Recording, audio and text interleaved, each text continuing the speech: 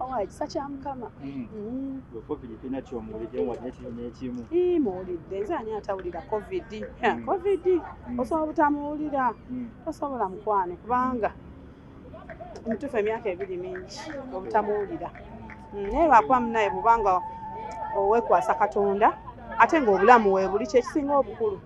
Teri kitasoboka kasita obange obulamu weebuli buli kimu kijja kutambula bulungi. Kyoyigidde mu ebbanga. Okusingira ddala Covid enjigiriza nti bw'obanga olina omulimu gw'oweesiguliddeko bwe gukuyiwayo oba obuzibu bwe bujjawo kati ng'obwa Covid bukutawaanya nnyo kubanga income ekyukira ddala n'abantu bennyini b'obadde abakudipendingako bafunamu okukosebwa. Naye kinjigiriza nti omuntu olina okuba n'emirimu egy'enjawulo. Tho nze nali nakitandika dda naye nga sigiwa nnyo budde nga kuyimba kuba okuyimba kwe nali nsingira ddala okuwa obudde. Naye kati natandika nagyo emirimu emirala ogiwera ddala obudde. Ne manya nti nkesa okuyimba nga tewali nsobola okuba nga ate nsobola okubeezaawo abantu bange nange okwebeezaawo. Myaka 5 mu mwenda Uganda nga yeefuga. Mkulaba okugwe ng'omuyimbi mu industry mwekuze. Oba kale kugambe ki mu butuufu emyaka 5 mu mwenda nze ebbanga lye mmaze ku nsi ku myaka gyange gye nnina Uganda yo nga yonjagala kuba y'ensi yange naye okwefuga tetumazeeyo kwefuga nga bwe tulina kwefuga. Ate mwe ng'abayimbi wamu kiri kitya? Abayimbi saagala kulimba tubadde tuyimba ngenda bwo strugglinga mulimu gwo ne we strugglingira n'ova from zero ng'omulimu gwonna n'ogamba nti kankole kino nkole kino nyigirize mpite mu bizibu mpite mu ki naye nfuba okulaba nti nnyimba abantu bantegeere nkole kino. So ffe nga ffe nze nja kweyogerako nze naye n'abayimbi abalala babadde beerwanako okubeera ab'amaanyi. Sijja kugamba nti omuyimbi okubeera ow'amaanyi nti oba nze waliwo eyannyamba okubeera ow'amaanyi nti oba yampa ssente nnyingi neefuuka namatovu nekola promotion. Nze neemezezza okusinga. Tuli ku nsonga y'omunnamawulire n'omuyimbi. Esente twafunye okusomesa bungi nnyo. Amakomera gafuuse ensonga. Olowooza enkolagana y'omuyimbi ne munnamawulire yandibadde etya? Kyemmanyi mu nsi eno gye tulimu buli omu yeetaaga munne. Nkwetaaga onneetaaga. Kati parties n'ebbiri eziriwo ab'amawulire n'abayimbi. Nsuubira ow'amawulire bw'aba ebiseera ebisinga bw'ayogera ku muyimbi ebiseera ebisinga kitambula kitunda omuyimbi ali established kitambula. Ate n'omuyimbi bw'abanga nga bakwogeddeko ekitakuweebuula ekitakuswaza nakyo kikola kitambula. Kale n'olwekyo nti ensonga ezo sijja zigenda nnyo naye kyemmanyi buli muntu mu nsi yeetaaga munne ate n'okusonyiwagana kintu kikulu kubanga Mukama nze ng'omukyala Omukatuliki mmanyi nti mu nsi osonyiwa kuba naawe toli perfect. Osobola okusonyiwa omuntu ne baba alina kyakkoze n'omusonyiwa ate Mukama naawe n'akwongera emikisa. Olowooza kkooti yalibadde solution b'amakomera? Buli omu alina ennyiiga ye bwe buzibu. Sijja kugamba nti no solution oba si solution. Nze oyinza okunjogerako ekigambo n'ennyiiga nenkaaba ne neesibira mu nju nenkaaba okumala hours nnyingi obusungu ne bunzikakkana ate nga sikunyeza ate nga sikulaze nti kinnumye naye ng'ate nze n'ekisenge kyange ffe tutegedde nti nnumiddwa. So kyenva gamba nti okunyiiga buli omu anyiiga lulwe. Oyinza okwesanga nga oli bw'anyiiga agambirawo no nina omutwala mu mateeka. Kati buli muyimbi ayina kyogamba nti suna gwe bakasooka okuvuma ku bayimbi bonna nti abayimbi baba abavuma naye okunyiiga kwabwe kuyinza okuba tekwali kwakomera nga nabo balina engeri gye banyiigamu. Oluusi oli agamba munyiigidde siriddamu mukubira simu siriddamu kukola ki. So kati sisobola kugamba nti okutwala ogenda mu kkomera ye solution. Okunyiiga kw'omuntu anyiiza atya? Buli omu alina okunyiiga kwe. Nze nina okunyiiga kwange omuyimbi omulala alina okunyiiga kwe naye buli omu alina engeri gy'asobola okukolamu ekintu kyonna kyonna ekimulaga nti anyiiza. Mami bali bakwogeddeko ekintu kyonna kyonna mawulire? kikuyisa bubi saagala kulimba kisobola kuba nga ntuuse wano nyimbidde emyaka mingi nga tebanjogerangako yo oba kale singa nze baati banjogeddeeko ne famire yange mwami wange bamwogeddeko ebintu bingi nnyo ebitali bituufu n'ebituufu okitegeera naye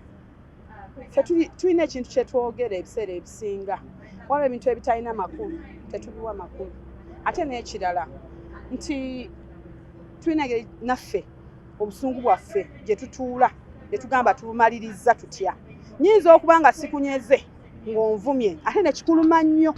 okusinga nga nkunyeze oba nga nkuddiza ne nkuvuma ne kikuluma nnyo okimanyi nti no wali obaddeko awo n'okuba omuntu oba n'omuvuma n'asirika n'atakunyega gw'owulidde oba omulaba otya era bw'oba mugezi ogamba yiyi omukazi ne muvuma leero ne muvuma enkya n'asirika tanyeze kitegeeza tabifaako tandiiko so kyegambye era kyenzize ne gamba nti buli omu ayina ennyiiga ye mwe mukihandulinga mutya mmwe gezi nga bakwogeddeko kimanyi bakugidiko ebintu bingi munnamawulire bwekihandulinga otya nze kale saagala kulimba nze omuntu bwanjogerako ekintu nga manyi si kituufu tekimbatharinga mba nkimanyi nti nno yajja kuswala ate tosobola kumputinga down kuba audience yange emanyi entegeera ebbanga lyemmanyidde entegeera era emanyi nti Irene yoyo gwe ne bw'ononkuba okitegeera ne bw'onookola ki audience yange nga yenjagala nze ngamba omuntu aba amala biseera kyova agambye nti nze nina engeri gye mpanishingamu abantu bange ate era nadda gyendi oyo anvumye ate nadda gyendi ate n'abeera nga mpaana ate nga simunyeze omuntu nga oyimiridde n'onvuma n'ogenda oba n'onvuma nti bra n'oyogera ebigambo sikunyega bwe sikunyega ebiseera ebisinga abanvumye ate be baŋŋamba ya sorry nga simunyeze okitegeera so kati kyegambye nti oyinza okupanishinga omuntu nga tomunyeze nze ekyo nkikubulya singa aba akuvumya akutta ewaluma okitegeera nga ddala akuvumye akutta ewaluma ate nga byakuvumye si bituufu osobola omupanishinga mu ngeri emu oba endala ate yennyini n'akomawo n'agamba either sorry oba ate n'akuwaana buwaanyi ate nga tomunyeze ebigambo byange ebisembayo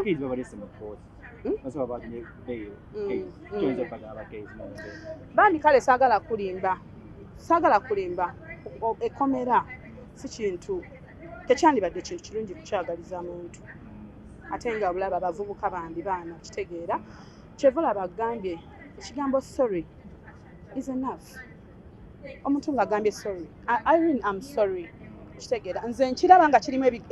ebintu bingi sorry means a lot to me ekigambo sorry omuntu wagamba nti I'm sorry kimala nze ndowooza sorry singa yaliwo tebyandituuse naki nawala okitegeera singa bakwatagana ne bagamba yes ng'omuntu yadde yakola ensobi yadde ki ndowooza tebyandituuse n'eyo so nsaba mukama eyaloopye abeere sorry akiveeko ate nensaba ne gwe baatute mu kkomera okitegeera naye bw'aba nga alina ensobi gye yakola yeekube mu mutima agambe sorry kigambo kyoyinza okugamba keizi wakko ne makko singa babakomyewo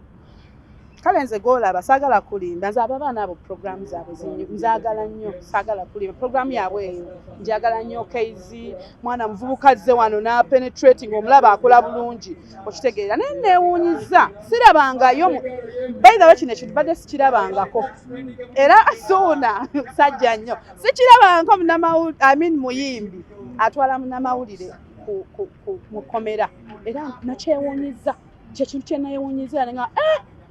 kyovula agambye buli omu alina engeri gy'anyiigamu buli omu alina ennyiiga ye kati nze nambadde nkyewuunyiza nnyo okuba nti bannange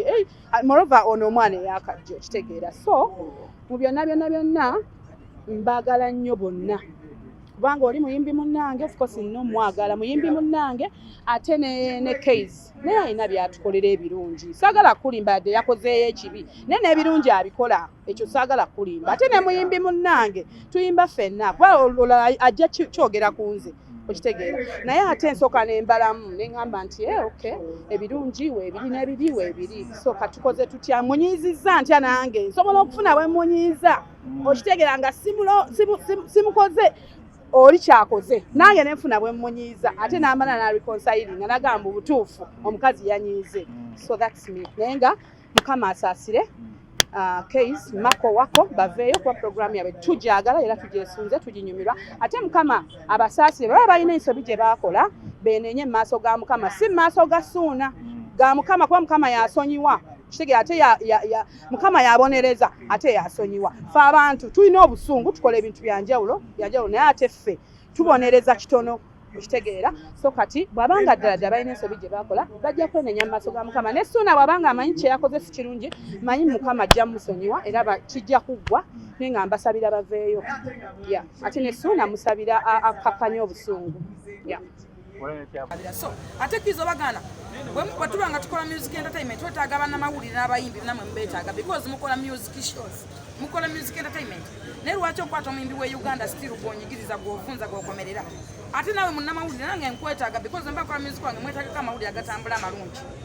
so tukwatagane mu ngeri muba endala kinnenyamiza nnyo okulaba nga Suuna waali naye ng'ate abakulembeze ba music industry tebaliiwo kibi nnyo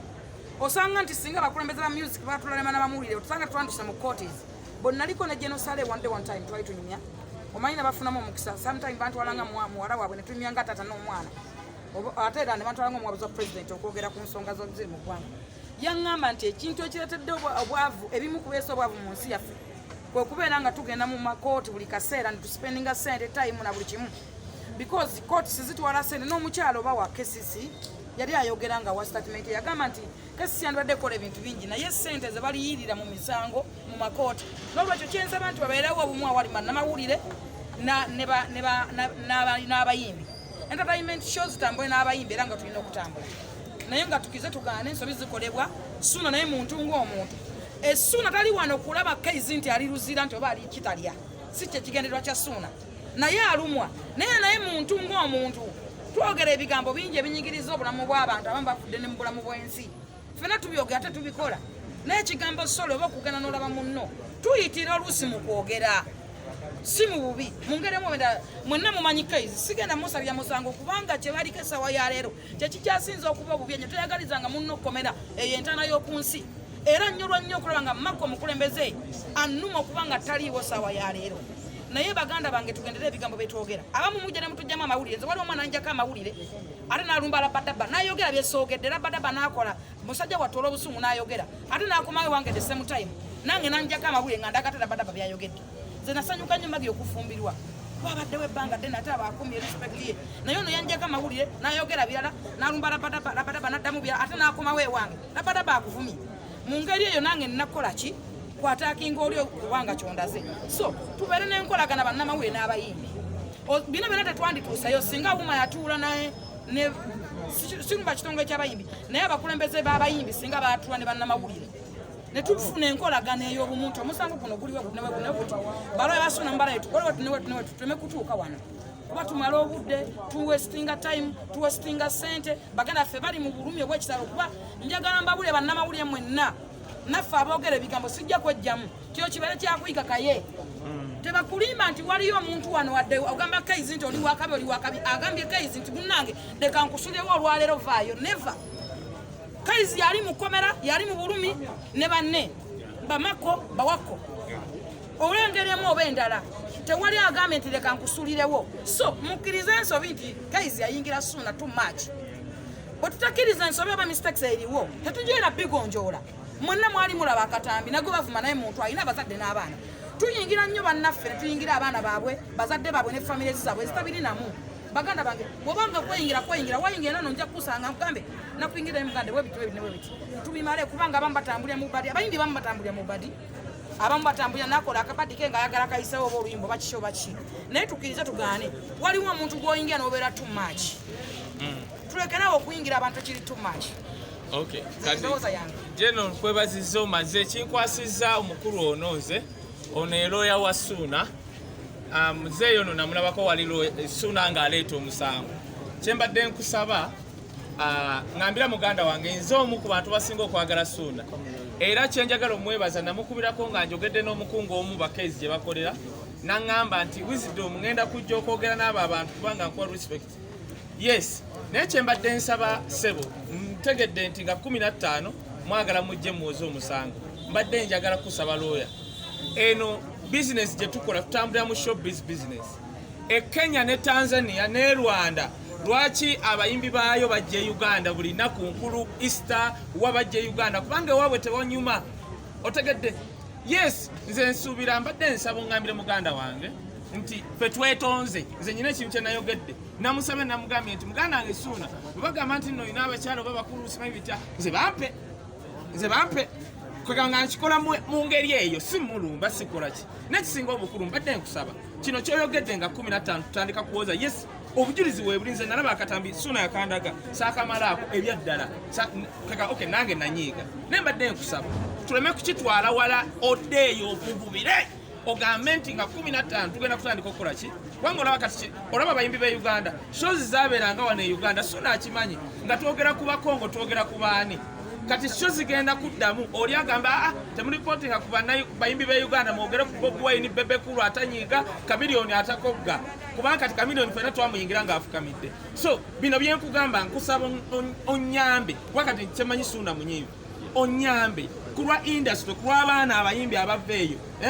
otugambire Ssuuna muleme kujjano nga 15 kusiba muyimbi kusiba munnamawulire kulwa munnamawulire oyo omulaba NBS esobola okusalawo